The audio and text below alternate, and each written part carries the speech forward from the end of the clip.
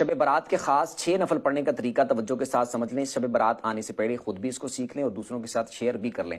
15 شعبان کی رات، شب برات کی جو رات ہوگی، جو وہ رات جب سٹارٹ ہوگی تو اس رات آپ نے مغرب کے بعد 6 نفل پڑھنے ہیں، 2 کر کے۔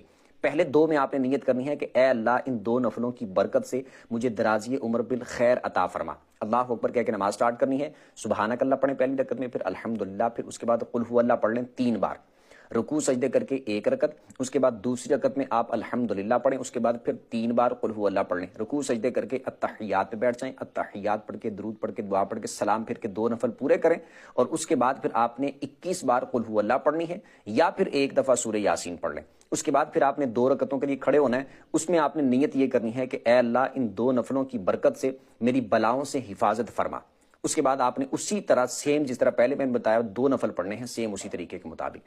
پھر یہ 2 پڑھنے کے بعد آپ نے پھر 21 دفعہ قل هو اللہ پڑھ لینی ہے، یا پھر 1 دفعہ سورہ یاسین پڑھ لینی ہے۔ اس کے بعد پھر آپ نے 2 اور پڑھنے کے لیے کھڑے ہونا ہے، اس میں آپ نے نیت یہ کرنی ہے کہ اے اللہ ان 2 نفلوں کی برکت سے مجھے اپنے سوا کسی کا محتاج نہ کرنا۔